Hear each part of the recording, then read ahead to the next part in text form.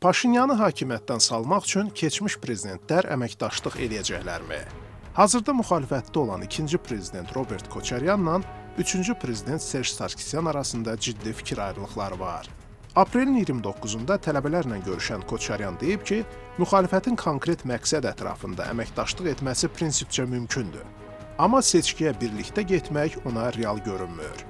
Koçaryan etiraf edib ki, onun tərəfdarları Sarkisyanın Respublika Partiyası ilə alyans yarada bilməz. Burada həm insanların bir-birinə şəxsi münasibəti məsələsi var, həm də hakimiyyətlə mübarizə məsələsində fərqli yanaşmalar. Gəlin özümüzü aldatmayaq. Mənim real saydığım odur ki, seçki zamanı vahid məqsədə doğru birgə irəliləmək olar. Oyun qaydalarını müəyyənləşdirmək olar, sonra kim seçkidə qalib gələrsə, hökumət koalisiyası yarada bilər.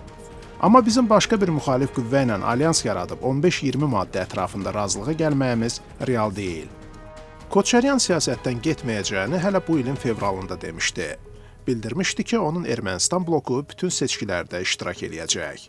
Sarkisyanın Respublika Partiyasından deputat Anna Mkrtçyan deyir ki, onlar Paşinyanın seçki yolu ilə hakimiyyətdən uzaqlaşdırılmasına o qədər də inanmırlar. Biz çox gözəl anlayırıq ki, və ötən seçkilər də bunu göstərdi ki, Paşinyanla konstitusyon, hüquqi vasitələrlə mübarizə aparmaq, onun oyun qaydalarına əməl edəcəyini gözləmək mümkün deyil. 2018 və 2021-ci illərdəki proseslər göstərdi ki, o əlində olan dövlət rıçaqlarını işə salıb məqsədinə çatmağa çalışır. Deputat deyib ki, bir tərəfdən Sarkisyanla Koçaryanın Paşinyana münasibəti oxşardı. Hər ikisi onu xəyanətkar sayır. Amma digər tərəfdən Respublika Partiyası baş nazirə qarşı mübarizənin seçki dövrü ilə məhdudlaşdırılmasını istəmir. Koçaryan Sarkisyanla əməkdaşlığın problemli olacağından da danışıb. İndi mən bəyan etsəm ki, biz birlikdə nəsə eləyə bilərik, onda üçüncü prezidenti qəbul etməyən tərəfdarlarım ruhdan düşəcək, çıxıb gedəcək.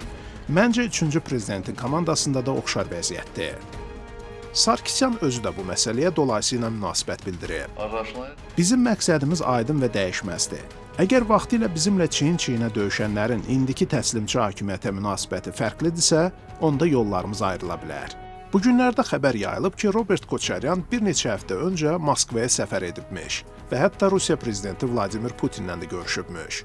Azadlıq Radiosunun erməni xidməti məlumatın doğru olub-olmadığını öyrənmək üçün eks-prezidentin komandasına müraciət edib. Amma cavab belə olub ki, bununla bağlı şərhimiz yoxdur. Digər tərəfdən Sarkisyanın Respublika Partiyasının rəhbər şəxsləri Rusiyanın hakim partiyasının Vahid Rusiya partiyasının dəvəti ilə indi bu ölkədədirlər. Onlar faşizm üzərində qələbənin 80 illiyi ilə bağlı beynəlxalq partiyalar arası konfransda iştirak edirlər.